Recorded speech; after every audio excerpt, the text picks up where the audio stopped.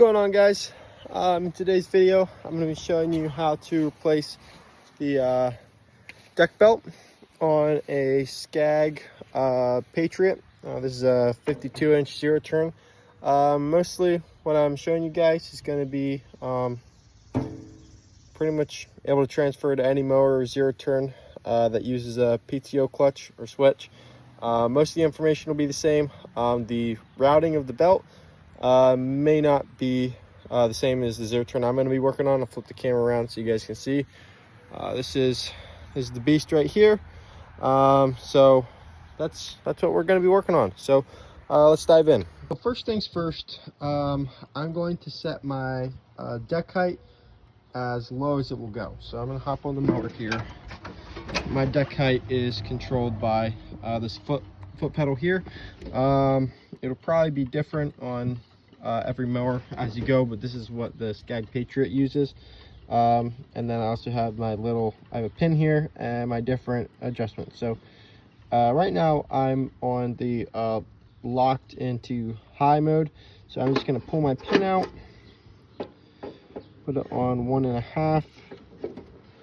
Got a lot of grass jammed in there. I should clean that out eventually. Anyways, okay, got that into the 1.5. Then I have my little lever right here, the deck latch release. If you have one of these mowers, you probably know where it's at already. So I'm just gonna push that in, and then now my deck is down as low as it will go. I'm just gonna step on that, push it down any further, so that's good. So now that gives us plenty of room in there to be able to work on. So a couple things that you're going to want to check for when you are replacing a belt is things like cracking. For example, if you see on this belt, it's scored up pretty good, got a lot of cracks, it's pretty worn down. That's not the worst crack. There are some worse ones. When I get it off, I'll show you guys exactly. First thing you're gonna want to do, is remove your old belt. So this one's still intact. Sometimes a belt will snap, and if you're replacing it that way, you know, you'll be in a little worse shape because you won't be able to see how it goes back on. But yeah, first thing we want to do is take it off. But first, before we do that, just either take a picture or a mental note, if you're good with that, at how the belt is routed. So I have coming off this top pulley, have it coming directly over to the side pulley, and then we have it going around that pulley, out to the far pulley, back around, and to this one, then back to our PTO clutch. So one big belt doing this whole system. So I'm just going to go ahead and pop it off. Usually the spring tension is pretty tight, but not too tight where you can't just pop it off by hand. Usually I just pull upwards and then just rotate just like this. You want to watch your fingers, and there she goes. She's popped off. Then I'm going to do this off camera, but you can go ahead and just go around all the pulleys and just pop it off the rest of the way. It's pretty straightforward. Alright, so I got our old belt pulled off here. Just gonna get this off into the grass so you guys can kind of look at it here. You can see that's a pretty big belt. So let's just want to show you guys some of the cracks that I had on this guy. Let's see here, see if I can find him. Yeah, here we go. Here's some pretty bad cracks as we go along here. See if I can find some more. There were some really nasty ones. I'm gonna see if I can find them. I think here's one of them.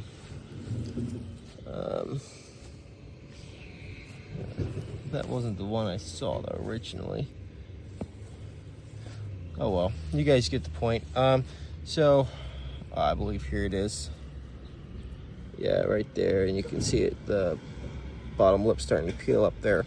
So anyways, if you guys have a belt and you're noticing some cracking, it's better to replace it while it's still on there. So replacing belts is kind of a preventative maintenance. And most manufacturers actually recommend that when you're well, before using your machine, that you just check the belts and visually inspect them for any kind of cracks or damage like that. Just so that way you're not out mowing and all of a sudden your belt snaps, then you gotta you know, rush around trying to get a new belt. This actually happened to me on my other zero turn as I was mowing, and it, you know, created a hassle. I was down to zero turn, and you know, that just throws your schedule off, especially if you do commercial mowing. So replacing belts is definitely a something that you want to keep up with as far as that goes. So I replaced the belts on my right walk behind, and now I'm also replacing the deck belt on my Scag zero turn as well, just because I don't want to run into the same problem. Here we go. Here's some pretty bad cracks too. I might have already showed you guys these ones, but yeah. So I don't want to be out mowing and have this guy snap on me as well, so I'm replacing that, and I'll probably have to replace it in 2 to 3 years, just because as belts age and wear down, they get the cracks in them, and then their integrity has definitely been majorly compromised. So we're gonna go ahead and see what we can do about putting the new one on now. Okay, so I got our new belt untangled here. And right now what I'm checking for is actually a belt routing diagram. On a lot of mowers, you'll actually have a diagram on either side of the deck that will actually show you how the belt will get routed. And I'm not seeing it on my specific mower, which is okay, because I remember how it gets routed. But that's one of the things you're going to want to check for when you're doing this job is whether or not you have that diagram, because that's going to be very helpful to you, especially if you forget how the belt is going to be routed. So what I'm going to do is I'm just going to start shoving my belt underneath it here. I know there's a long area that goes towards the back, so I'm just going to shove that back there like that. Goes to the PTO, and I know from there, let's just get this shoved up underneath here. Okay, so I'm gonna put that side over there, so I know that my belt gets routed around this pulley here. This is the main idler pulley that has the tension on it. That guy's in the way, so I'm just gonna put that around there like that.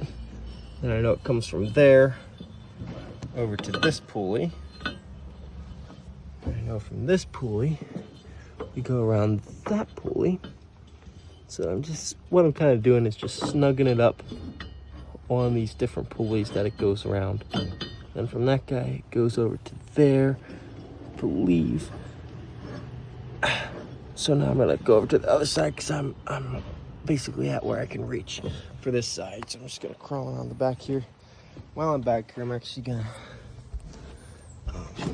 pop the belt onto my PTO clutch, which I might have to flip this guy around just like that. Okay. Oh, no, I think it was right the first time. Okay. So right now, just finagle that up through there. Just like that. And it looks like I'm gonna have to route it on the other side and then come back and try and pop it on the PTO when I have a little less slack back here. So right now I'm just gonna go over to here and over here. This guy will be pulled through there. And then this gets routed right there, just like that. So now everything looks correct. Looks like the way it was routed before. So what I'm actually gonna do is just pop this off here just like that. So that way I can pop it on the PTO, and then this is the pulley that I'm going to use to be the last one to pop it onto. So I'm gonna go back here. I should have pulled a lot of that slack away. Yes, I did. So our belt's actually flipped right now, so I just gotta twist that.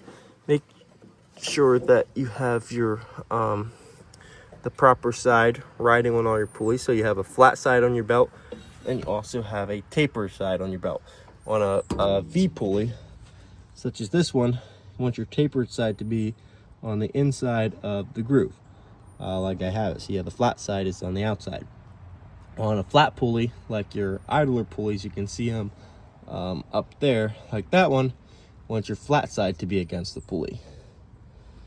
So if you are questioning how your belt should go, that can be another useful tool. So now I got it popped on there. There's not a whole lot of tension on it right now because I don't have it popped on the last spindle pulley up front here. So I'm just gonna come back around over to this guy, and you can see it's really tight, and that is because we have our tensioner or idler pulley over here with all the tension on it. So what we're going to do, so what I actually need to do is come over to this side and pop this. This is the first pulley that we popped it off of.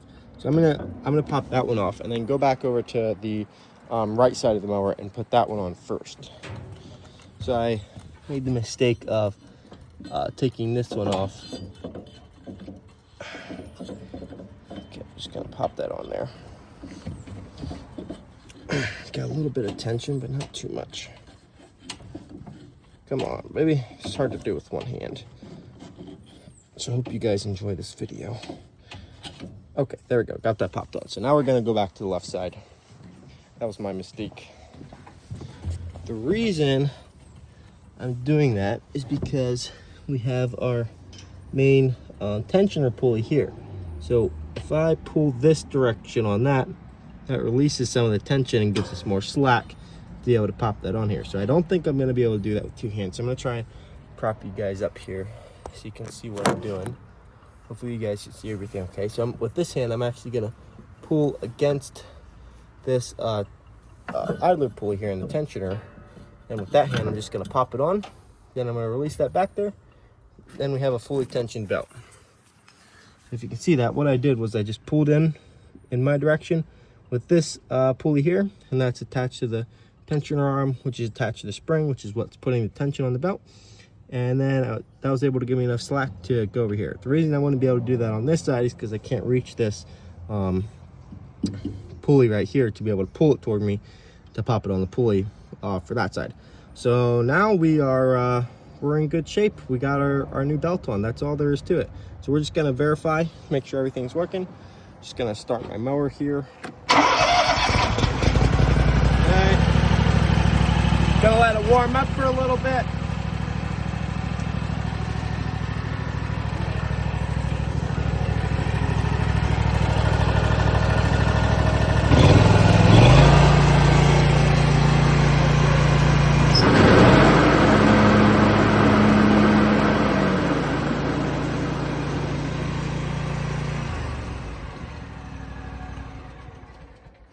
Okay, seems like that's working good. So hopefully that belt will last me, like I said, a couple years, and I won't have any more problems with it. Okay, so I got our new belt put into our little belt holder there. The reason I did that was because I'm just going to be hanging on to this just for a little while, maybe until I put about 1 to 2 hours on the new belt. So that way, if there's any kind of defect in my new belt, I'll still have this one as a spare in case that one does happen to break, which God forbid. So since I'll have this in the chance that that one would break, I would have this. I'd be able to just easily swap them over in 5 minutes and then get back to mowing grass. So that's why I'm going to be saving this.